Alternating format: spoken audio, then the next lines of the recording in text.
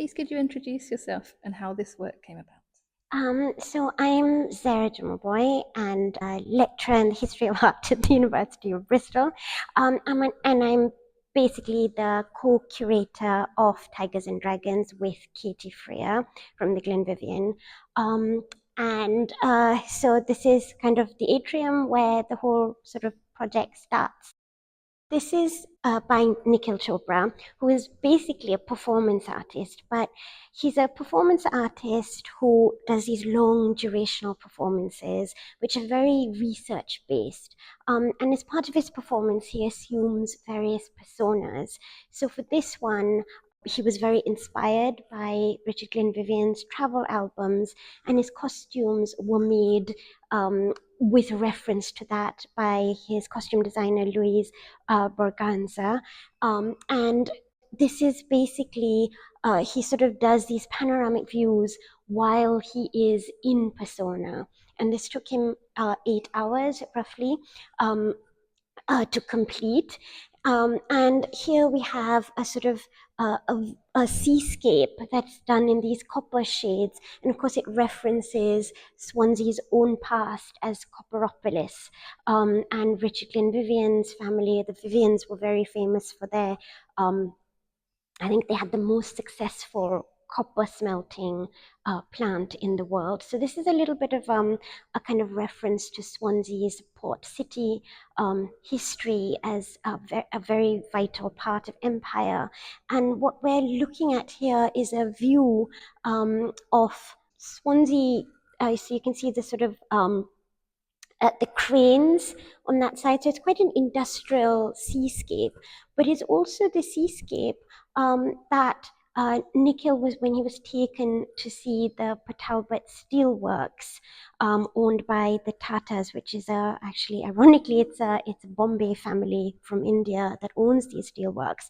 And this is a view of the private beach. So there's a very subtle kind of reference to Swansea's industrial past, but also possibly how that industrial past is dying.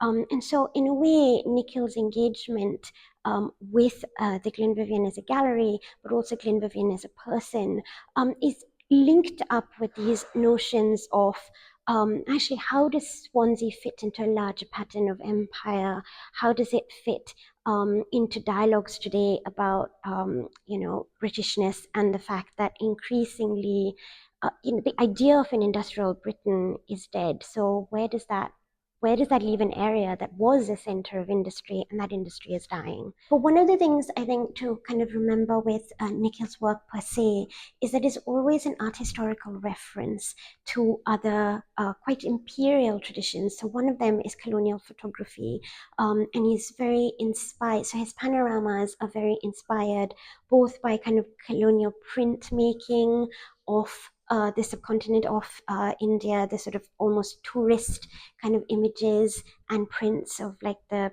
Thomas and William Daniels, the Raja Deen Dayal in terms of his photography of the Maharajas, the tiger hunts.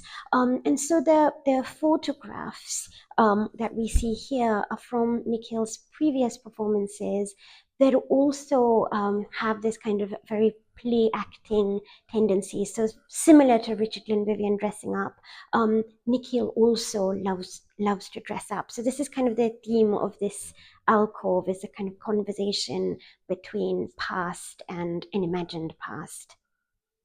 Could you tell us a little bit more about the industrial links to Swansea? Yeah, so the thing about this alcove is that it is very connected to Nikhil's central project and performance. And so he sort of chose the artworks, both his own photography of his past performances, as well as the Welsh artist Catherine Ashell's Fool's Gold video. And here we have Valerie Gans, and this is a work that, it's a very famous work from the Glenvivian collection of going down the mines. So there's a direct interface here between the idea of Swansea's industrial past and Bombay's industrial past, which Bombay is also was a port city, one of the super important port cities during the British Empire. And you can actually see the kind of the sort of overlaps between Swansea and Bombay in terms of that industry in this little alcove. So you have here with Fool's Gold sort of talking about it's a sort of spoofy engagement that Catherine has with like her own dad, who used to bring her fool's gold, and she was always really obsessed and excited that it was real gold, and he had to explain to her, no, it wasn't real gold, it was fool's gold. So this sense of sort of playing dress up, this idea of something being not quite what it seems to be, is also something that we continuously see in Nikhil's work. And I think it's part of also that engagement with that idea of this region and an industry that is no longer, which was a defining characteristic, I mean, a very important part of South Wales's identity, Swansea's identity, which really just doesn't exist anymore, most of it. Room 3 is the heart of the show, and of course, as the heart of the show, it's called Historical Encounters, Tigers and Battles. So this is a room that is all about power. It's about the historical encounters between India and Wales. And we start really with Adela Solman's commissioned tapestry, which pulls the show together. So in the tapestry, you have Robert Clive, victor of the Battle of Plassey in 1757, standing proudly next to Britannia, who's holding a chalice. She's in armour. And below her is the Tiger of India and the Red Dragon of Wales. Behind her, though, is Powys Castle, and Powys Castle is really at the heart of our story in this room. So on either side of Adela's tapestry are references to the symbolic importance of Powys Castle, and also we've got paintings and artifacts that we borrowed from Powys Castle alongside that tapestry. So this is about the kind of Welsh involvement with India, and it's also about the way in which India is systematically constructed as the tiger to be defeated. And so this room plays with that motif of, the tiger of India being civilized and defeated. And as I said, it starts with Robert Clive, also known as Clive of India, is actually the man responsible for almost kick-starting the British Empire. So his defeat of the Nawab of Bengal in 1757 is what allows the East India Company and Britain its first inroad into the subcontinent, and its armies an inroad into the subcontinent. This is often characterized from Clive onwards as the first defeat of the Tiger of Bengal. So India being associated with the tiger kind of starts there with the defeat of the Tiger of Bengal.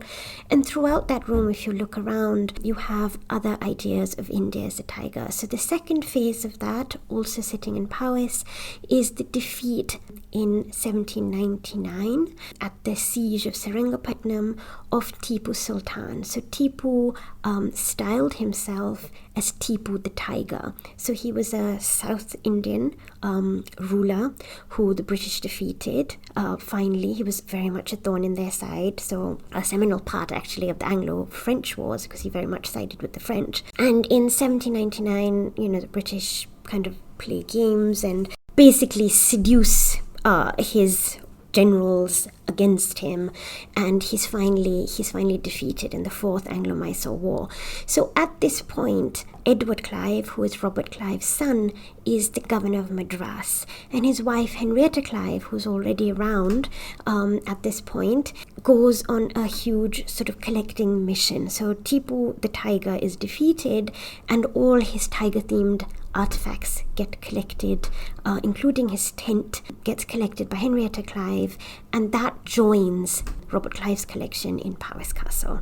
So these are the various kind of historical encounters between India and Wales, and the kind of the loot that you see from that, which is sitting in Powys, and this is the sort of reference point. So in many ways, this room is also about looking at the Welsh involvement in the British Empire and particularly in British India. So there are two phases. One is, all the sort of loot of empire that is sitting in Powys Castle. So and which was started by Robert Clive's collection. And then the second really major phase happens exactly 100 years afterwards, which is 1857. You have the Indian Rebellion, which obviously in India and in Pakistan is called the First War of Independence, but in a British context, it's called the Indian Rebellion. And here we've got a work that was sort of hidden in storage and restored by Glenvivian's very own Jenny Williamson from the National Library. And it's a seminal work which kind of does prove the Welsh involvement even in the second phase of empire. So this is 1857 is what leads to the siege of Delhi, and this is the final sort of really important battle of that rebellion. And here you have a Welshman sort of attacking in the siege of Delhi, and finally he wins the Victoria Cross. Now the whole idea of how Welsh is he, in fact how Welsh is Robert Clive, which is not Welsh at all, is also part of the conversation of this show. Like, what counts as Welsh? Do you have to be based here? In which case, for James Hills Johns, that he very much becomes a Welshman because he sort of marries into a Welsh family and kind of defines himself as Welsh. So this particular involvement in empire is really, really interesting because it's what, after this battle, the Mughal emperor is deposed and he's sent off to Rangoon to die. This is where the formation of the Raj starts. So just within this room, we've already got an argument that at every important stage of the establishment of empire, you have some connection to Wales, some sort of Welsh presence, either a benefit or a kind of involvement within it. And so in that sense, this is a super interesting painting. This room is full of allusions to ideas of belonging, loss, and borders, as well as the notion of roots and home. So if we start on this side a little bit, here this is a Welsh Pakistani dyslexic gay artist. This is how he describes himself, not my description. Liaquat Rasool, who's made this amazing work which sort of slopes almost like a roof structure, and it was part of a market stall that he created. And if you can see very carefully on the edges, the way in which Katie has hung it, you see not just the shadows and the kind of partitions, but you also see the map of India. So that kind of tells you that this entire section, and this work is called Let's Talk About Punjab. And Punjab, of course, is one of the main areas that in 1947, when India got its independence from the British via the kind of, the formation of the nation, often it's said that the nation was kind of born in blood because alongside the sort of Indian independence, two nations were born, so India and Pakistan, but they were born based on a division made by a British lawyer, then judge, called Cyril Radcliffe, and the Radcliffe lines continue to dominate as the subcontinent.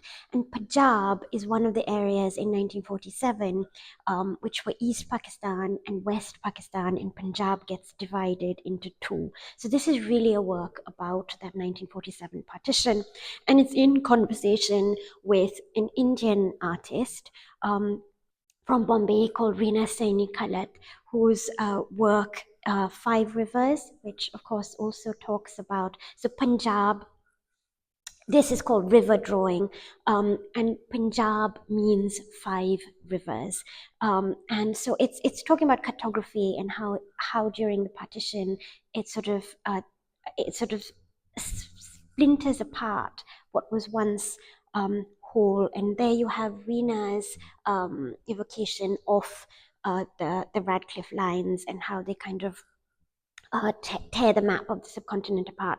So there are 2 partitions that happen along the fault lines of the original 1947 partition, and you see both of them here. So the one between East and West, there's the West Pakistan, and then there's East Pakistan, which in 1971 turns into Bangladesh. So again, the reasons for the second partition of the subcontinent in 1971 is on exactly the same lines as the Radcliffe line, which kind of divides that subcontinent. But what you have is that in the north, it's the northern states that are divided. The Punjab is divided. Lahore, which is the capital of the Punjab, goes to Pakistan. So India has a new one. Chandigarh is built. But what you have in the sort of with East Pakistan, now Bangladesh, is the fact that West and East Bengal are divided. And a lot of the politics of that 1971 partition has to do with language. So, Bangladesh, which means, Bangladesh, so Bangla is the language, Desh is country. The squabbles with West Pakistan, with Pakistan, starts because Urdu is being made the national language of Pakistan, and obviously, the Bengalis, Bangladeshis don't want that because Bengali is a completely separate language. So ricocheting throughout this room is the importance of language and the loss of language and home that resides in language. And this is where the real conversation happens with the Welsh artists. So there are 2 main similarities that kind of haunt this room. And the sort of 2 borderlines that we're investigating is not just the subcontinent's partition, but also the Anglo-Welsh borders and what happens with them. So in 1835 is a very important moment in terms of British India and the Macaulay minutes of education. So this wall is all about partition. This is Zarina Hashmi, who makes this sort of cartographic renditions. We put her in conversation with Ewan Bala's Mappa Mundi.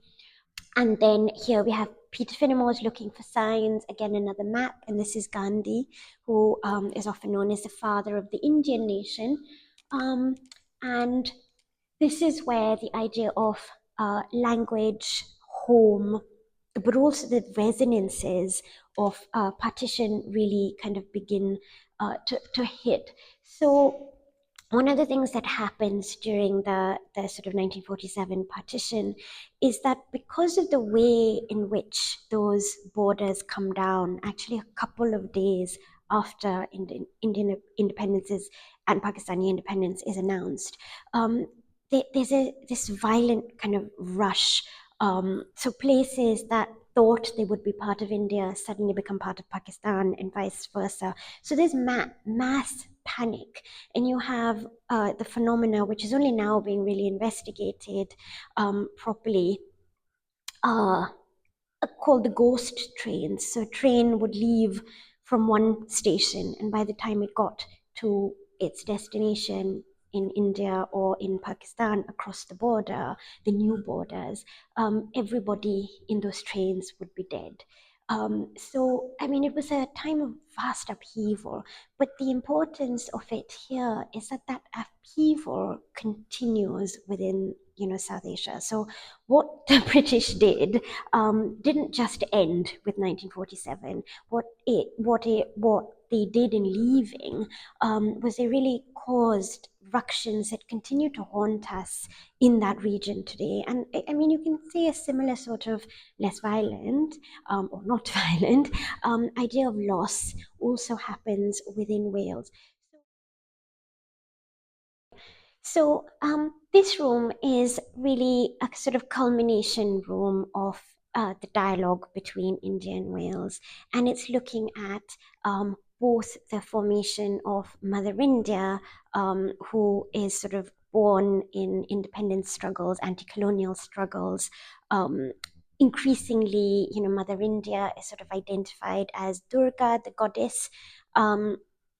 And she is represented, particularly in early independence, as taking over the kind of map of the subcontinent. And you can see a version of that kind of Mother India imagery with an Indian artist called Pushpamala N, with sort of a goddess Durga and her vehicle, the lion. So it's kind of really fascinating in this context, because if you think about the first room and the presentation of Victoria and the lion, Britannia and the lion, it's almost like Indian independence, the movement kind of borrows idea of Mother England, Mother Britannia, and turns it into Mother India with her lion. And you have a very similar kind of a borrowing happening with ideas of Welsh national identity and consciousness, where that idea of a female figure comes to represent the body of the nation, as it were. So the body of the mother and the body of the nation are fused. And so this room is all about that kind of conversation between Mother India and Mother Wales as two bodies who come to symbolize national identity. But it is also a sort of spoof of how that happens. Now, in the case of Welsh national identity and this fusion of the map, the territory, with the body of, Mother Wales, there is a sense that, independence hasn't totally happened yet. And there's a slight degree of more earnestness about how that image is. In an Indian context, contemporary artists, particularly female artists, are very wary of this kind of fusion of the woman's body with the map that is territory. And one of the reasons for that wariness is that as independence was achieved, today you have a very powerful India, and you also have an India that is dominated by the right wing, by the Hindu right, and the image of Mother India has very much been usurped by that. So she's a very exclusive mummy, and not a very loving mummy to all the various religions within her ambit. And so this idea of Mother India as kind of the woman's body claiming national territory is something that contemporary Indian artists are extremely uncomfortable with. And this is actually what you're seeing here. So there's a kind of lesson being drawn, a question being asked, is that, how does one actually deal with the idea of a nation being symbolized by a woman? And does that cause its own issues? Or is there a way of, reclaiming national identity that is inclusive, and that perhaps a Mother Wales has a chance of being a more inclusive entity than a Mother India has now become. If we think about the tiger as a national emblem of India, then the dragon, of course, has become the national emblem of Wales. And particularly the Welsh dragon, who is the red dragon of Wales, has come to symbolize Welsh national identity. But what's really fascinating is that the Bengal tiger doesn't actually become India's national emblem until 1972, and that is after the formation of Bangladesh. So Bangladesh claims the Bengal tiger, and this is when India also decides that that belongs to it. So the tiger has always been India; it's taking that. And similarly, despite sort of Welsh sort of nationalism using that symbol of the red dragon of Wales, since the time of myth being identified with Welsh national identity. The red dragon versus the white dragon of England. Actually, it's a fairly new phenomenon. It's the dragon coming onto the Welsh flag, 1950s, that it actually, I think 59, that it enters the flag. And so in this room, which sort of really looks at the dragon, it's a dragon-themed room. And you have different kinds of Welsh and South Asian artists sort of visualizing the idea of the dragon and speaking to the red dragon of Wales. And you have another Iwan Bala. So we've encountered him everywhere. In every single room has an Iwan Bala. And in this case, he sort of made this work sort of thinking about this show, but I don't think he ever really intended for it to be in this show. And as you can see with reading it, it says, visit Wales, plus hear the locals discourse on colonialism. So Iwan Bala's Red Dragon is not quite a serious figure. In fact, he talks about him as quite loud-mouthed, pompous, much like a rugby supporter who is only Welsh when he's supporting the Welsh team, rather than actually has political commitment to the idea of Wales. So I think the idea of the Welsh dragon symbolizing Welsh identity is one that we're kind of exploring and probing in this room, and also analyzing, like, to what extent has it just become this sort of tourist idea of Wales rather than something that is deeper than that.